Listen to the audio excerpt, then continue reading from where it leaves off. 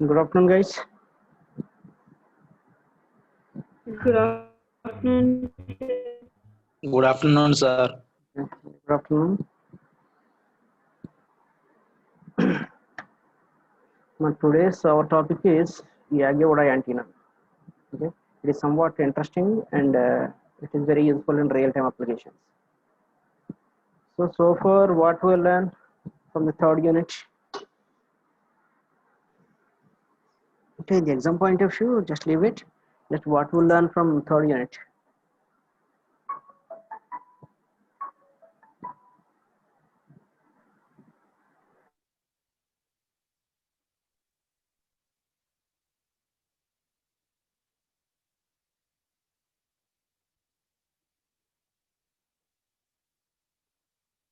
Okay, what we learn from third unit is uh, the concept of third unit is antenna arrays. What is the need of antenna arrays?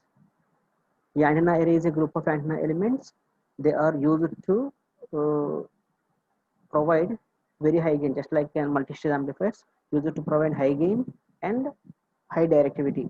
Why? Because one of the important parameters of the antenna is it is able to provide high gain in desired direction. That's why it is able to provide high gain and high directivity. To achieve this, we use a group of antennas. Okay, that group of antennas may be identical or non-identical, whatever it may be. Okay. At the same time, all those antenna elements are spaced equally or may not be equal. Okay, and the distance between the antenna to antenna element may be equal or not equal. Okay, and here the challenging point here is what is the radiational characteristics of that group of antennas. Individually, we are able to find directly. This is the radiation pattern of the point source antenna. Okay, when we consider a point source antenna or ideal antenna, it radiates equally in all directions, just like a spherical. Okay, for suppose when we consider the radiation pattern of the parabolic antenna is just like a pencil beam. Okay, and we are able to obtain from the expression of cos of beta d cos phi by 2, we are able to find the radiation pattern, how it looks like. But when we combine different antennas, what is the resultant radiation pattern that occurred from that array? That is somewhat difficult. That's why here, what are the different types of arrays we discussed already? Uh, okay, what are the different types available? Arrays: broadside array, end fire array, and third one, collinear array, and fourth one. After collinear array, what we discussed? Collinear parasitic array. Okay, broadside array, in that axis of antenna element is perpendicular to the array of axis. At the same time, radiation is perpendicular to major axis or area of axis. In end fire array, radiation towards main axis. Okay, under 0 degrees. In broadside array, it is 90 degrees to main axis. In end fire array, it is 0 degrees to main axis. In collinear array, the antenna axis is along the array axis. Both are same. Okay, and it is able to obtain either broadside or end fire from the collinear array. And next one is the parasitic array. Parasitic array contains non-uniform antenna elements. Okay, they are called parasitic elements. Here, today's topic is especially depends upon that parasitic array. Okay, why? Because why I'm told you this topic here is actually according to our syllabus, after the binomial array, the next concept is effect of uniform and non-uniform amplitude distributions. And what are the effects of uniform and non-uniform amplitudes of excitation of the antenna elements? That is the point here. And next, design relations. But we can't able to direct towards design relations. Okay, first of all, you have to know that arrays with an parasitic elements. Okay, arrays with parasitic elements. Yagi-Uda array is one of the application of that parasitic elements. Folded dipole. That folded dipole is also used in the Yagi-Uda antenna and their characteristics. Okay, and all these topics we are able to cover in that Yagi-Uda antenna only. Okay, that's why I want to discuss the Yagi-Uda array now. Okay. And what are the other topics you learned from that third unit, apart from that broadside and for collinear and parasitic arrays? After that, we find the expression of resultant electric field strength of two element array. Okay, what we get from that two element array?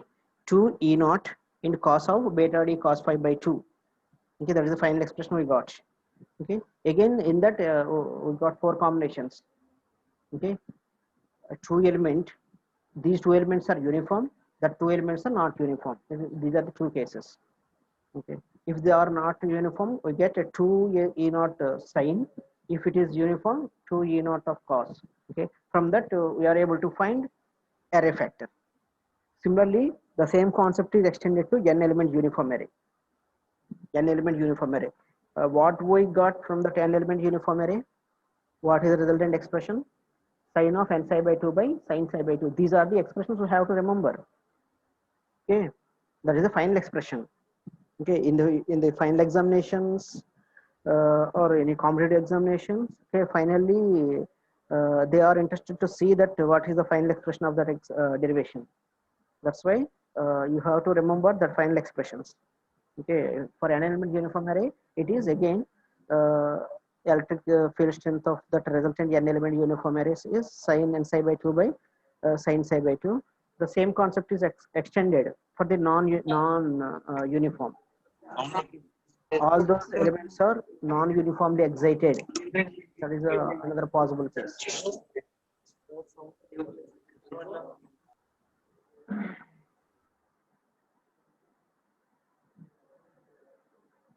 Okay, and next what we'll learn,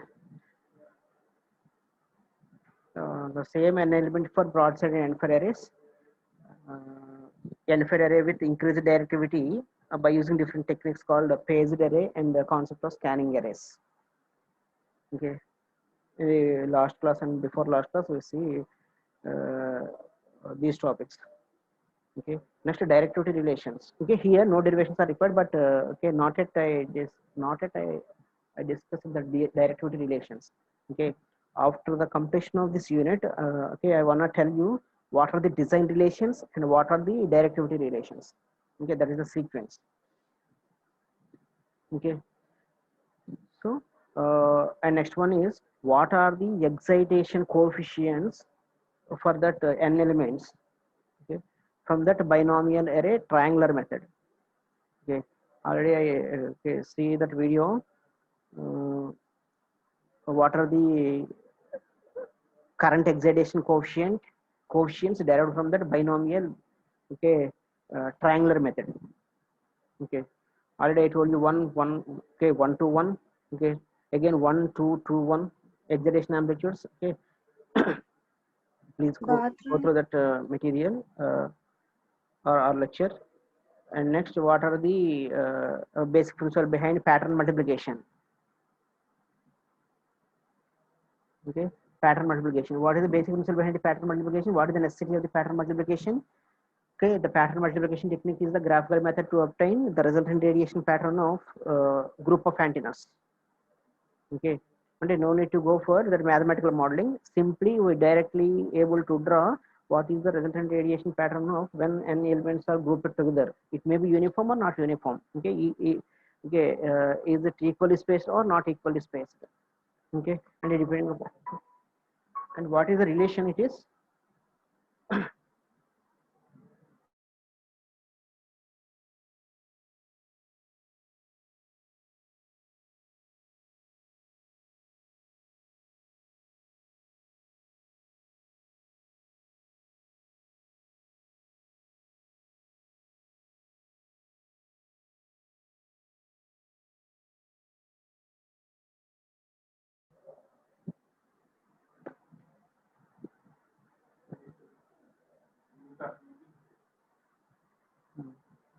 Okay.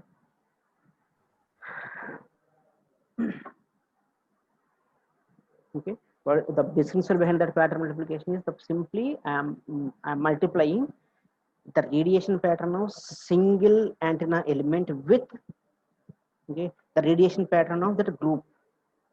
Okay, that product gives us the resultant radiation pattern. That is the basic principle behind that pattern multiplication. Okay, and in yesterday class, what are the different frequency scanning array and phased array in yesterday's class? Okay, so I want to discuss before going to design relations and directivity relations. Okay, just I want to tell you what are the different parameters available in Yagi-Udai antenna, and okay, how that parasitic elements work in the Yagi-Udai antenna. Okay, see here, Yagi-Uda arrays. Yagi-Uda array is nothing but array is the group of antennas already you know. Okay, then what is meant by this Yagi and Uda here? Okay, here Yagi and Uda are the developers of that antenna. Okay, Yagi, Professor Yagi and Uda. Okay, these two are the scientist names. Okay, this antenna developed from that names only. Okay, Yagi and Uda is the two scientist names. Okay, the two are combined developed that antenna. Okay, but not only that is not only a single piece of antenna. It is a combination of dipole, that is a folded dipole. Okay, and single dipole of various lengths. Okay, in that array, various lengths of the dipole antennas, okay, depending upon how they are located in that major axis, okay, or in that array, okay, the functionalities of that antenna may vary. Okay, see here, we discuss in detail.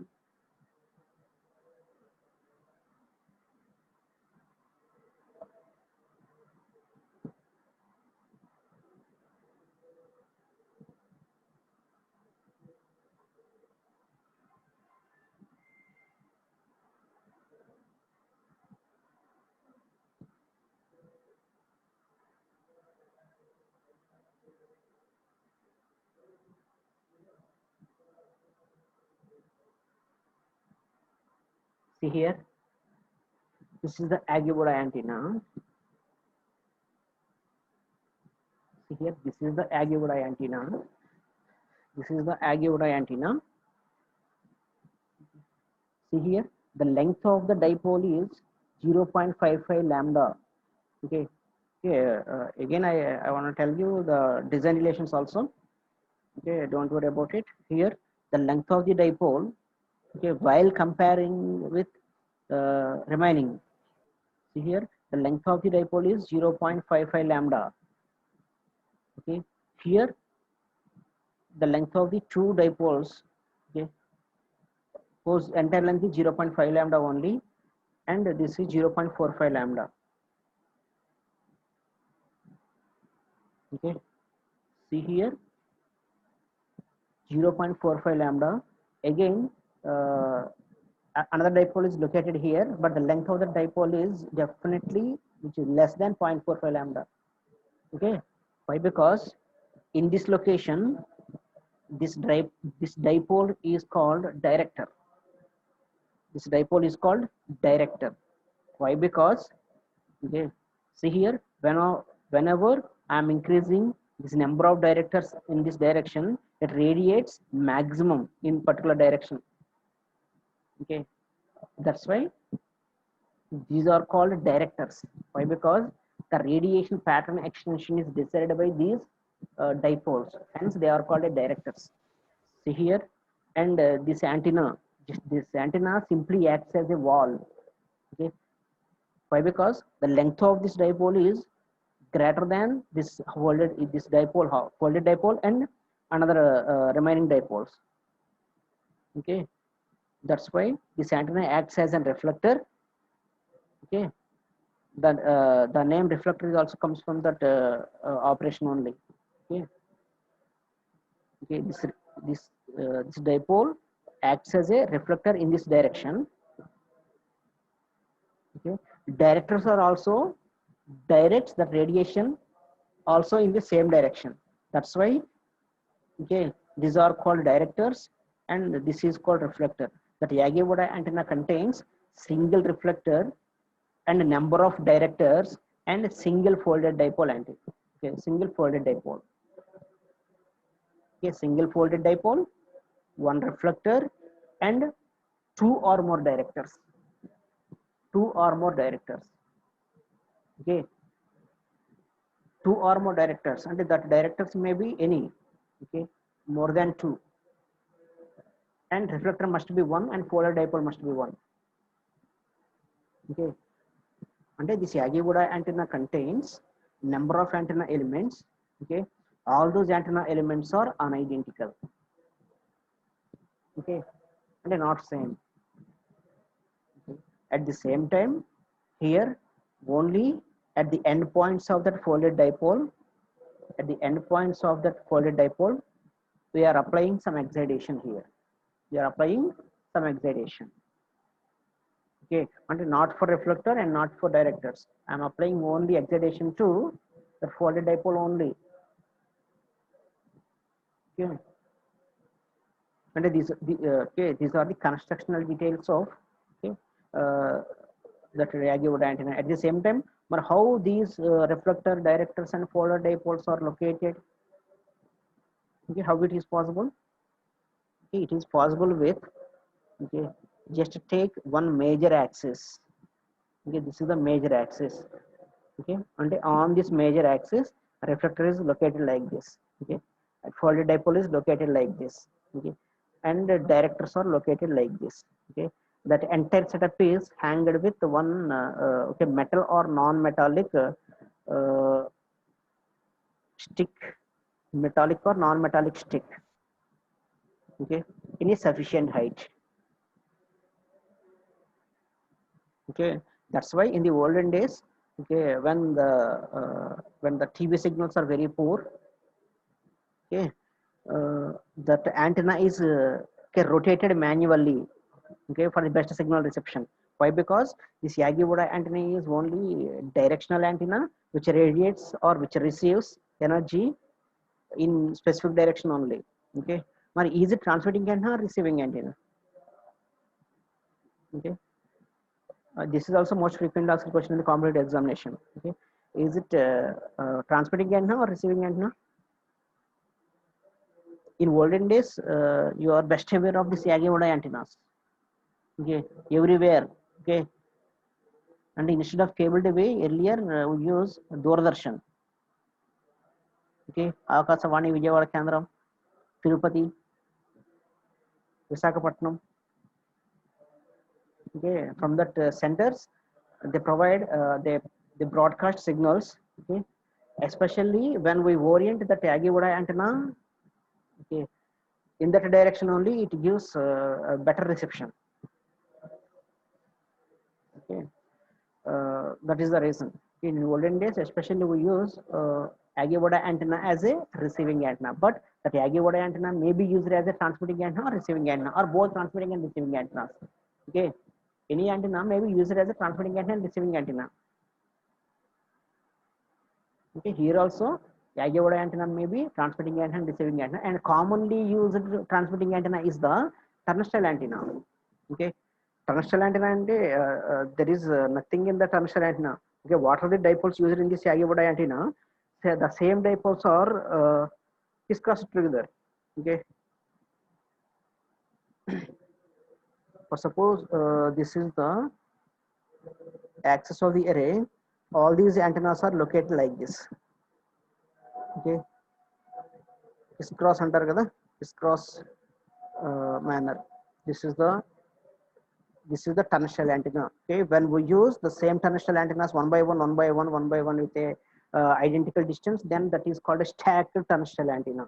Stacking, and one by one kada, with a stacked terrestrial antenna. That stacked terrestrial antenna is used as a transmitting antenna. Okay, here Yagi-Uda antenna is used as a receiving antenna, but we are able to use both any antenna, maybe terrestrial antenna or Yagi-Uda antenna may be used as a transmitting antenna and receiving antenna. Okay. And one more important point regarding to Yagi-Uda antenna is This Yagi-Uda antenna is also called as a super gain antenna. Understand? This is also very frequently asked bit in competitive examination. That Yagi-Uda antenna is also called as super gain. Why it is called as super gain antenna? Okay, how that Yagi-Uda antenna able to provide that super gain and a very high gain? Okay. How it is possible in Yagi-Uda antenna? Why? Because the gain of the antenna or directivity of the antenna is improved by using number of antenna elements. Here, especially dipoles. Okay, here two or more are used. Two or more. The two or more antenna elements are used. Okay, that's why. And when we use more number of directors, it is able to provide more gain and more directivity. That's why this is called a super gain antenna. Okay. At the same time, here that feed point is just gives us folded dipole. Folded. Okay, this is not a folded dipole. Okay, here not mentioned properly. See here, just I am connecting these two endpoints. Just I am connecting these two endpoints. Okay, how it is look like? Okay, when we consider a length of wire, that length of wire is folded like this. Okay, then what is advantage of folding here? Okay, just when I'm considering that piece of wire, and I'm considering that piece of wire, okay, when that piece of wire is in straight only, when it is connected in straight only and without any bending, okay, and I mean, for suppose when the road is straight, when the road is straight, okay, without any curves, okay, or without any turning points, okay. Okay, if you ride your bike with 90 kilometers per hour, ride your bike with 90 kilometers per hour. Okay, when the road is straight, there is no need of applying brake or accelerator, and there is no change. Okay, for suppose if the road contains deep turnings, okay, deep turnings. Okay, okay, are you able to go with the same speed of 90 kilometers per hour? No. Okay, why? Because at every curve, okay, you have to apply a brake, and the acceleration is also reduced. Okay, here the same concept. Okay, when the wire is straight, okay, electron movement is also very free. Okay, just when I'm applying some potential here, because of the potential difference, electrons move from one location to another location of that wire. It is very freely. Okay, there exists a lot of free electrons, and free electron movement is there. Okay, when that wire is bended, okay, at that bending point, okay, the electron speed is also reducing, and just to applying a brake on, just to applying a brake of that vehicle. Okay, when we apply that brake, okay, 90 kilometers per hour goes down to maybe 50 kilometers or 60 kilometers, or and how you are applying, depending upon the pressure you are applying on that brake.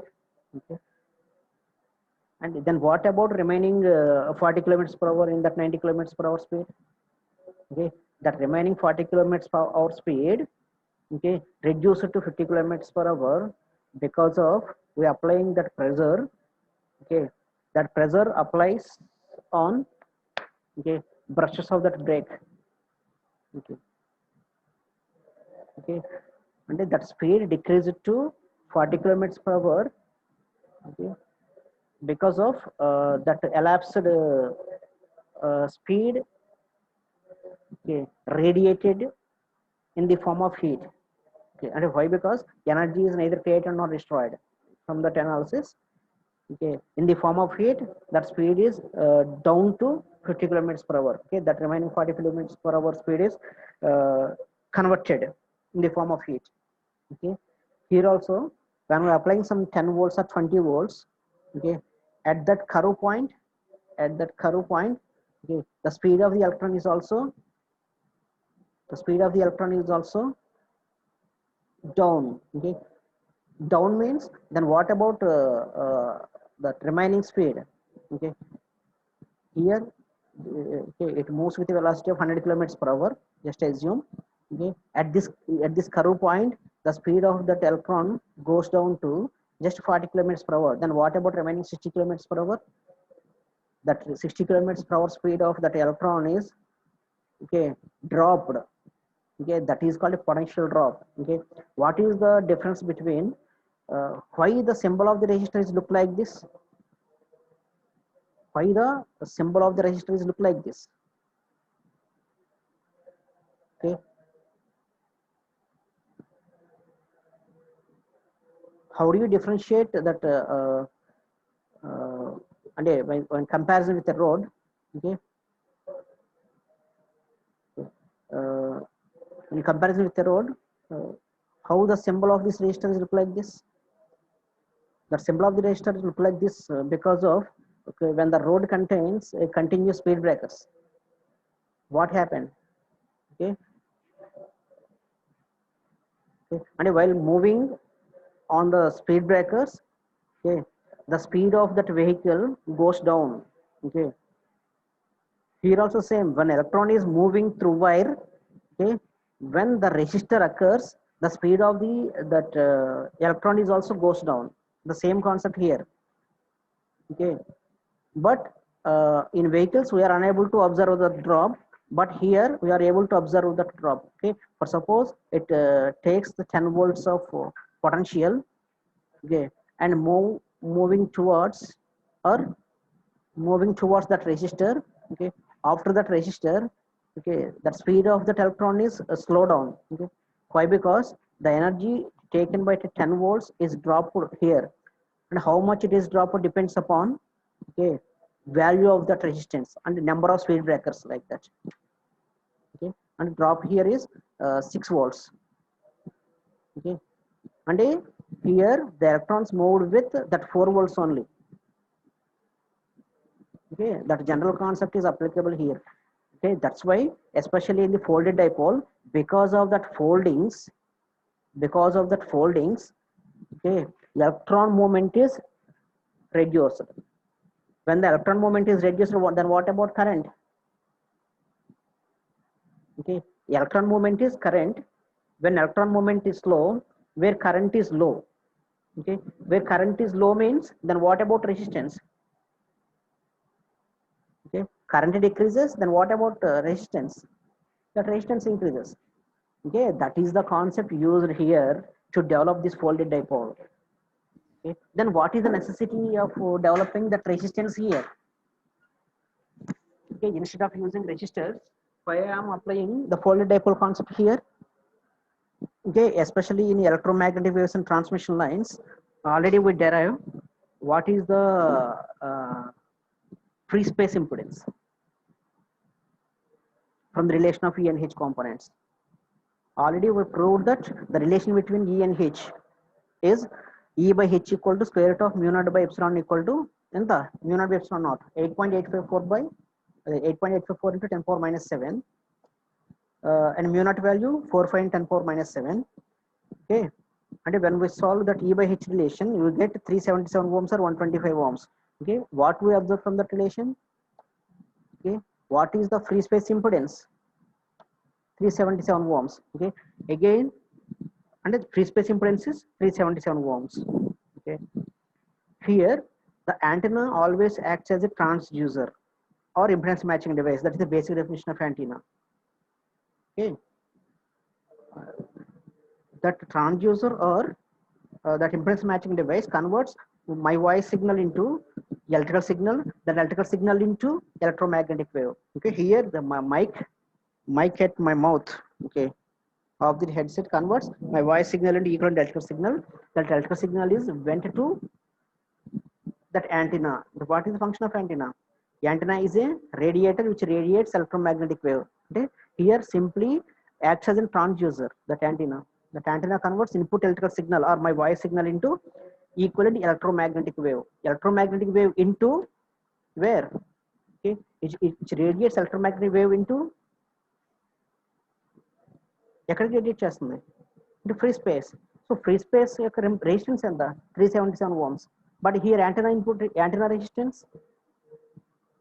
okay, Again, here one more theorem is applicable here. What is the maximum power transfer theorem? Again, according to the maximum power transfer theorem, maximum power transfer from source to load when source resistance equal to load resistance.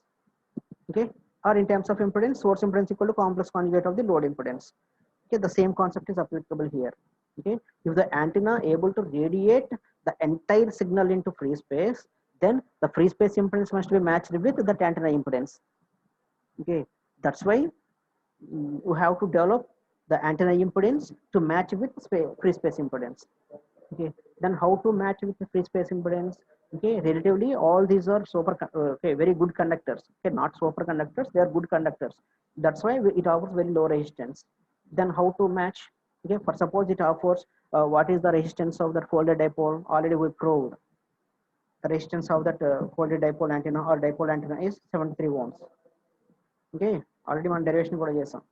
అంటే దాని resistance ఎంత ఉంది 73 ohms ఉంది, but free space impedance 377 ohms. Okay, according to the maximum power transfer theorem, is it possible to radiate entire energy into free space? No. Why? Because here impedances are quite different. Okay, to provide that impedance matching, you have to add some more resistance to the antenna. But how we are able to add that some more resistance to that antenna? Okay, to match with 377 ohms. Okay, additional parasitic components. Okay, parasitic components in the sense resistor, capacitor, inductor. Okay, that parasitic components. Okay, is it possible to directly add as a lumped parameter? As a lumped parameter? No. Okay, it is not possible. Why? Because that is the piece of transmission line. Okay, that lumped parameters are okay unable to interface. Okay, that's why I want to include it as a distributed parameters. Okay, okay, but how that distributed parameters are added to this dipole antenna? Okay, that's why the straight piece of conducting wire is folded. Okay, at every folding, okay, it offers some more resistance. Okay, just like a speed breaker or a deep turning point of a smooth road. Okay, okay, and how many folds we are adding, that much of resistance it increases. Okay, that's why here single folded or double folded dipole is used. Understand the concept of this folded dipole? Okay, what is the necessity of folding of that dipole? Okay, the folding of that dipole is used to provide impedance matching. Okay, impedance matching with free space. That's why that Yagi-Uda antenna must contain one folded dipole antenna, okay, one reflector and two or more directors. Okay, these are the elements. Okay, in that parasitic water reflector and two or more directors, I said. Okay, here reflector and that group of directors are combinedly called as parasitic elements. Understand? Reflector and group of directors, okay, are combinedly called as parasitic elements. Okay, that Professor Yagi and Uda developed this concept. Okay, especially for this UHF transmitting and receiving antenna development. Okay, and depending upon the frequency, the length of the length of that directors, dipoles, and folded dipoles are decided. Okay, I will clearly explain you okay, how they are designed, that Yagi-Uda antenna. Okay, from the design relations. See here.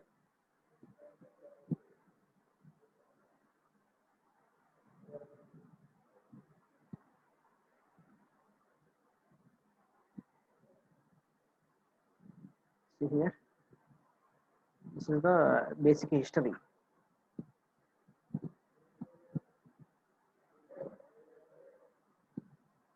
Yagi-Uda arrays or Yagi-Uda antennas or high gain antennas. Why they are called high gain antenna? Already I told you. The high gain antenna is also called as a super gain antenna here.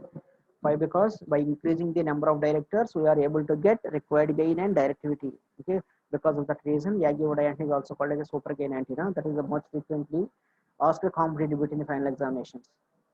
Okay, or competitive examinations. Okay, the antenna was first invented by Japanese professors. Okay, yes, Uda uh, in early 1940s. Okay, here they not mentioned Yagi. Okay, first very Japanese professors. Okay, Mr. William Yagi. Okay, here not mentioned. Okay, professor. Okay, later mentioned. Professor S. Oda in 1940s. Afterwards, it was described an English professor, William H. Yagi. Okay. As the description was in English, it was read worldwide, and okay, this is not required.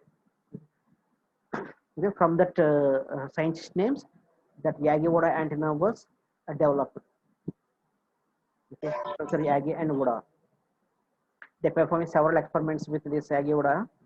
Okay, and this is the most suitable antenna for our real-time applications of UHF range. So here, he measured the gains and patterns with a single parasitic reflector, okay, and single parasitic director.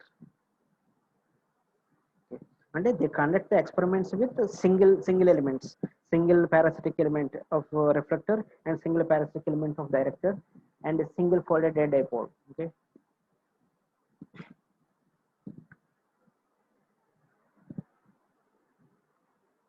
Then later, they developed single reflector with multiple directors. Okay. Here, almost 30 directors are used.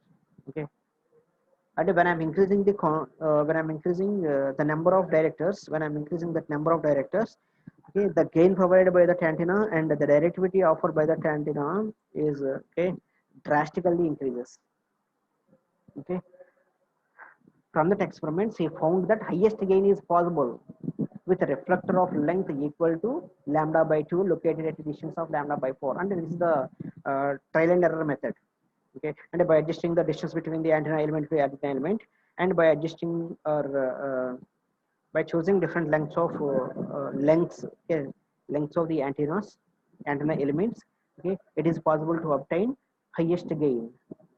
Okay, here they get maximum gain at reflector length equal to lambda by 2, where lambda depends upon the frequency. That's why the antenna design always depends upon operating frequency. Okay, and distance is also lambda by 4 from the driven element. Okay, and that folded dipole antenna is also called as a driven element. Okay, and simply it works on the principle of mutual inductance again. Okay, here not mentioned, but that is the basic principle. Okay. At the same time, the length of the director is always less than the reflector. I told you. Okay, but here the length of the director is always less than that reflector, but how much is less than 10%? Okay, and or approximately 10%, and located at a distance of lambda by 2 again. Okay, lambda by 2 distance, lambda by 3 distance from the driven element on both left side and right side. Okay, not that reflectors are connected and directors on the same side. Okay, that reflector is always connected at the folded dipole side, and at the feeding point side, the number of directors are connected. Okay, that folded dipole is also called as a driven element.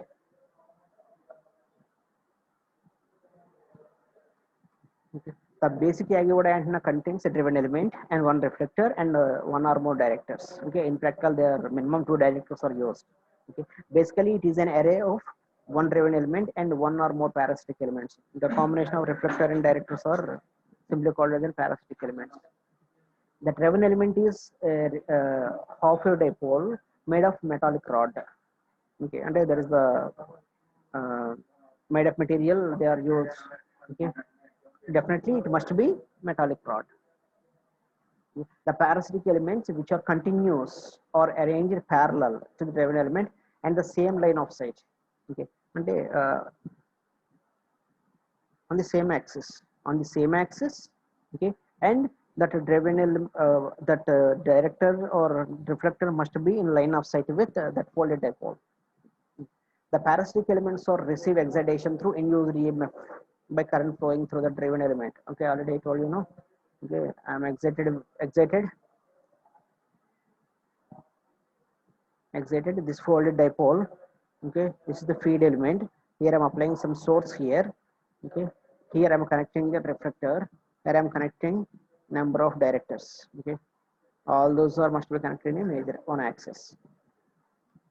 The driven element is a resonant. The driven element is a resonant half-wave dipole made up of metallic rod. The parasitic elements which are continuous or arranged in a parallel to the driven element and at the same line of sight. All these elements are placed parallel to each other and close to each other as shown in figure. The parasitic elements receive excitation through induced EMS as a current flows in the driven element. And whenever this folded dipole is excited, the current distribution around this, folded dipole, okay, that is called an induced EMF. Okay. The phase and amplitude of the currents through the parasitic elements mainly depends upon length of the elements and spacing between the elements. Okay, and the phase and amplitude distributions of the current, okay, depends upon the parasitic elements. To vary the reactance of that any element, the dimension of the elements are readjusted. Okay, already you know. Okay, all those are equivalent, just transmission line equivalent circuit, just like. Okay, what are the resonant parameters it contains? Or L, G, C, primary components, okay, or primary constants. See here, to vary the reactance of any element, the dimensions of the elements are adjusted. Okay, generally the spacing between the driven element and parasitic element is kept 0.1 lambda to 0.15 lambda. Okay, a Yagi-Uda antenna uses both reflector and director elements in its same antenna. Okay, that's why that is called Yagi-Uda array. Okay, array is that group of elements, antenna elements, the group of antenna elements, what I told you. Okay. The element at the back side of the driven element is the reflector. Okay, already I told you, no?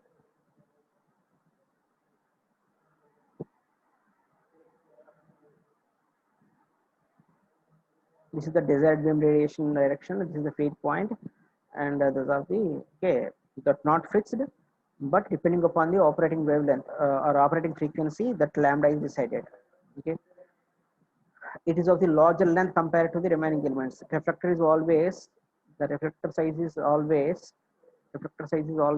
larger than the remaining antenna elements. Okay, the element in front of the driven element is the director. The in front means here. The backside means here. See here.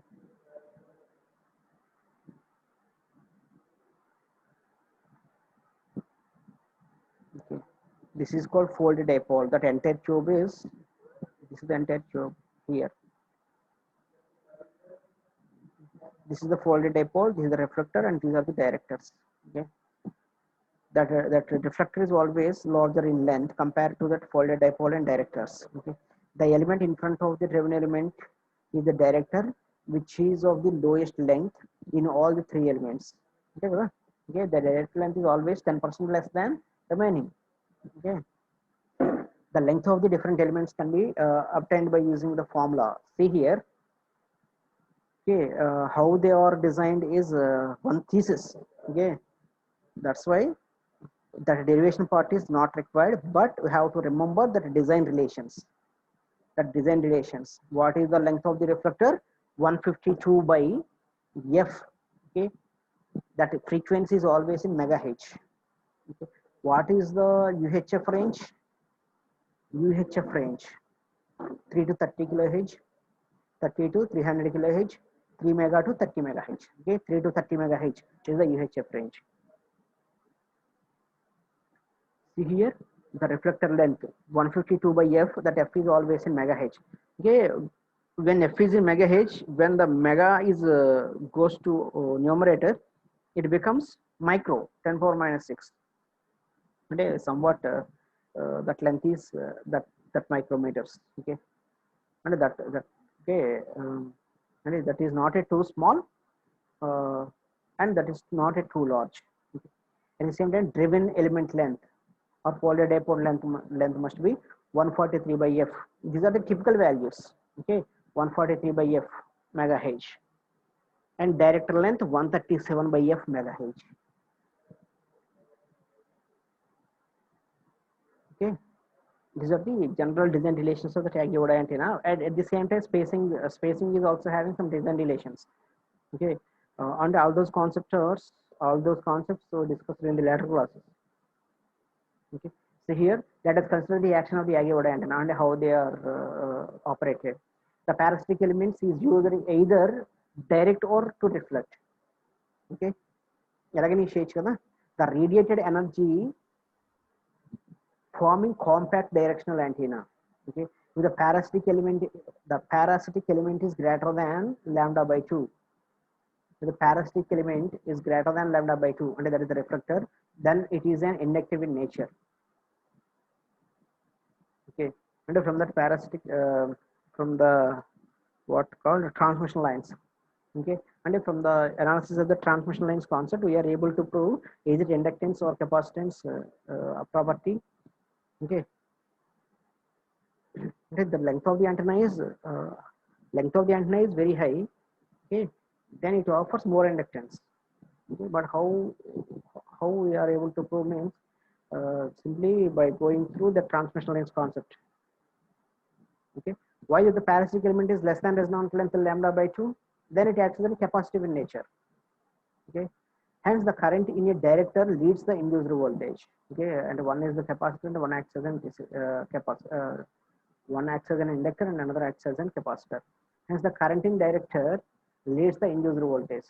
The directors add the field of the driven element in the direction away from the driven element. Okay, that's why they are called directors. Okay, if in array more than one directors are used, then in such cases the first director excites the next, and next director and second director excites the third, and so on, just like a mutual inductance. Okay, exactly opposite to this, properly spaced reflector is there. Okay, to increase the gain of the Yagi-Uda antenna. Okay, especially in the direction of directors. Okay, to get good excitation, the elements are closely spaced. Okay, if the antenna elements are closely spaced, then okay, they provide very good excitation. Okay, if the distance between the driven element and the directors is greater than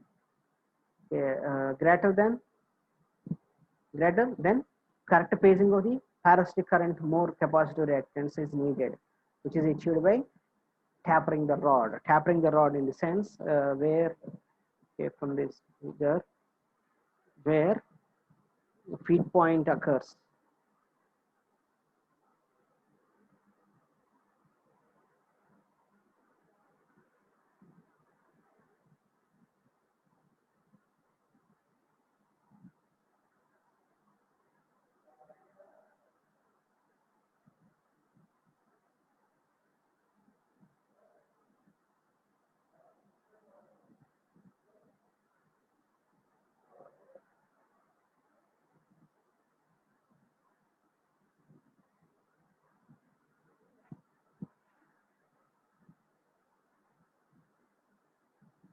Okay, see here, tapering means I just put a holes. Okay, put a holes just like to apply how the feed points at the two end points other folded dipole. Okay, that is called tapering. The radiation is in the direction of front to rear. Okay, part of this radiation induces currents in the parasitic elements, which actually re-radiated almost all directions.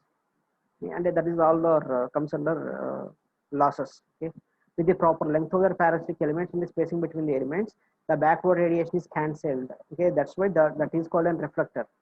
Okay, the length of that piece of dipole is greater than that for driven element and the directors, then it is called a reflector. Here the backward radiation is cancelled, and the functionality of that reflector is cancel backward radiation. Okay, and radiated energy is added in front, and that is towards directors. When the spacing between the driven element and the parasitic element is reduced, the driven element gets loaded with reduced input impedance. Okay, to overcome this, the driven elements uses folded dipole, which maintains the impedance at the input terminals. Okay, that is the reason why that folded dipole is used. You see here, this is the reflector, and this is the folded dipole. Okay, and this is the director. Okay, this is the radiation pattern of that Yagi-Uda antenna. Okay, so that's all for today.